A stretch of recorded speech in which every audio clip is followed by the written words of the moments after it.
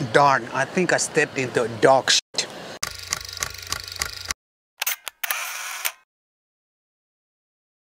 Hi guys, my name is Matti Sulanto and I'm a photographer. And in this video I'm gonna take a short walk with this Viltrox 13mm F1.4 that is mounted on my Fuji X-T30 camera. This is a review sample from Viltrox and that's why I have to put the paid promotion label somewhere on the screen. But of course it's not a paid advertisement or anything like that. Just a photo walk and there are lots of these yellow flowers. I don't know their English name, but you probably know what they are already when you see them. Let's see the close-up performance of this lens first. This is the closest I can go.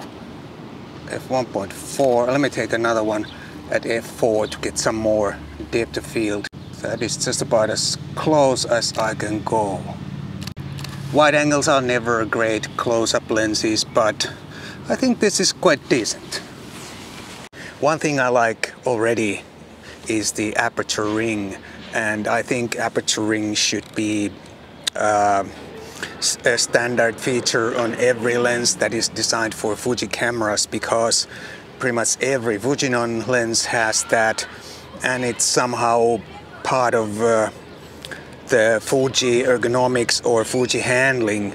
And I have the analog shutter speed dial here, so the aperture ring goes very nicely with that and kind of completes the handling. So very nicely done, Viltrox. And this time also the ring has clicks. Previous Viltrox lenses that I've tried have all had stepless aperture ring, but this is so much nicer for photography. Okay, let's see how the backlight performance is. The sun is coming through the tree to the foliage, and I'm gonna aim my camera into the sun, and first I'm gonna put the sun right in the corner of the frame, shooting wide open like so. There's a big amusement park right there, so you may hear some background noise, people screaming and things like that, but it's quite normal. And let's take another one at f8 and see how it is top down. And judging from the screen, it looks pretty good, but I think I need to see this on a big screen to make a final judgment. But so far it looks very nice. Darn, I think I stepped into dog shit. Okay, now let's just take one picture without any specific purpose. Just a picture of this nice view in front of me. Now someone is coming there. That person is really small in the picture, but I'm gonna put that person right in the middle of the intersection of those walking paths over there. The autofocus seems quite fast. I mean, I'm focusing to minimum, pretty much to minimum distance, infinity, minimum, infinity. I don't have a recorder, so you can't see how it actually works, but it's pretty fast. No significant delay, and of course it's virtually silent. I can't hear anything. I can obviously hear things, but not the autofocus motor. That's what I mean. Okay, these ferns, I think they are called ferns. Look pretty interesting. I wonder how they look through this Viltrox. I'm gonna shoot wide open to maybe to blur the background a little bit, because even though this is a wide angle, I can blur the background because it has such a wide maximum aperture. It's quite nice. The bottom of the frame is kind of dark, then those some of the ferns are in the light, very bright, and then the background is kind of dark-ish too, so looks pretty nice to me. Wide angles are never any kind of bokeh monsters, but when you have f1.4 you can blur the background to some extent, especially if your shooting distance is quite short. I'm trying to create another bokeh example here with a little bit of foreground and background bokeh here. Let's see if I can make it. I have this little piece of branch here in focus. It's quite nicely backlit, and then this is in the foreground, and so on.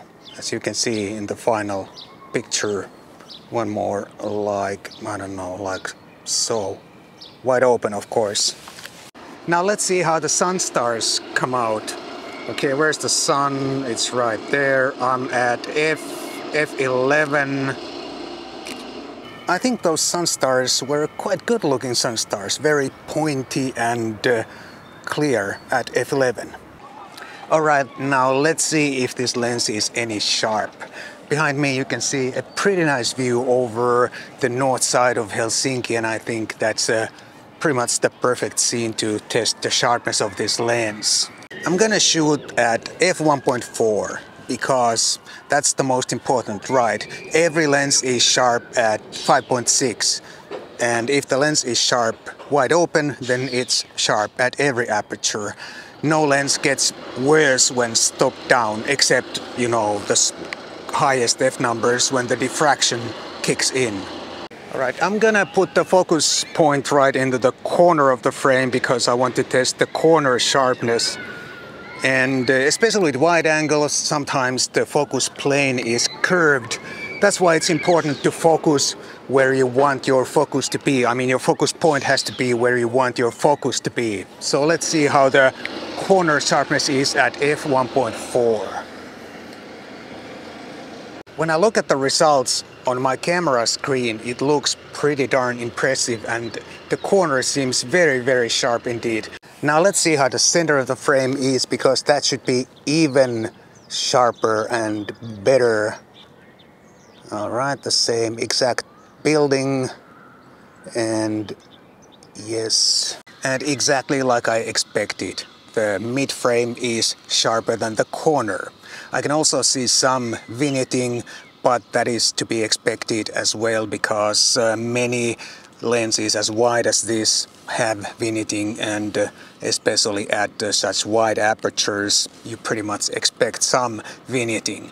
Okay, let me take another pair of pictures, say at f4, to see how much the corner sharpness improves when I stop down a couple of stops. The mid frame is already very, very good at f1.4, but I think the corners can or will improve a little bit when I stop down. Alright, f4. First the corner. Let's put the focus point right into the corner, and the corner like so. Let's take a couple of frames just to make sure it's in focus, and then the mid frame like so.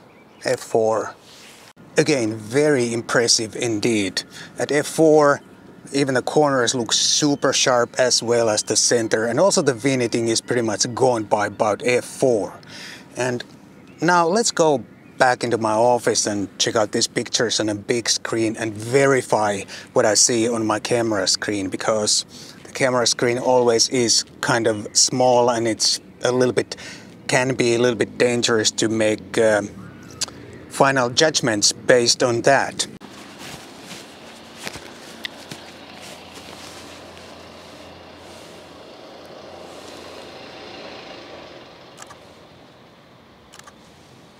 And here I am looking at those same pictures on my laptop screen. I have a brand new laptop, very nice. And I can pretty much confirm what I saw outside. First of all, the sharpness is impressive. Wide open, it's not perfect in the far corner, but it's still very, very good if you consider the fast f1.4 aperture and how wide the lens is. Very, very impressive. And then about the backlight performance, it's also very impressive. I can see some reflections here of flare, minor flare, but at least based on this, I can't really complain anything regarding the backlight performance. It's very good. And here is one more bokeh picture, and I think the bokeh looks in this picture also looks quite pleasing. This is a close-up, but like I already said, you with a wide angle, super wide angle, you have to go pretty close to be able to really blur out the background. But I think the bokeh Performance is quite good also if you think about how wide the lens is. And there are a couple of things that I forgot to check out when I was outside. But I took a couple of simple test pictures here inside, and the first thing that I forgot is the bokeh fringing, and I shot a simple test picture here inside, and I can indeed, in this picture, I can see traces of bokeh fringing, but then again it's not a big surprise. Most fast lenses suffer from that, unless they are some super expensive apochromatic designs. But when I look at some of the pictures I shot outside, I can't really say that the bokeh fringing would be any kind of a major problem with this lens.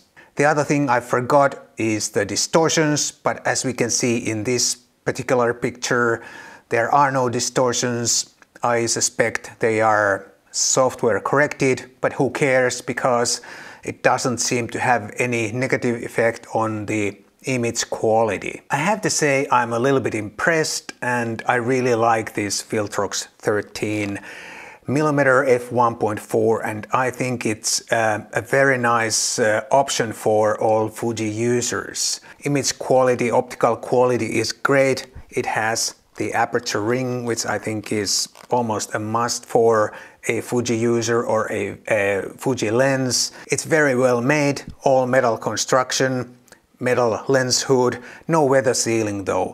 Also the size is not the smallest, the filter size is 67mm, and this is not the smallest lens, but then again when you think about the fast maximum aperture and the wide angle of view, I think the size is not unreasonable. And I really think if you're looking for a fast wide angle for your Fuji camera, this is definitely worth a look. The price seems to be around $430 US, which is a lot less than any comparable Fuji lens. So definitely worth a look. I hope you enjoyed this little review. If you enjoyed this a lot, please consider buying me a cup of coffee. There's a link down below for that if you don't live in Finland. Thank you so much for watching, and I'll see you again in the next video.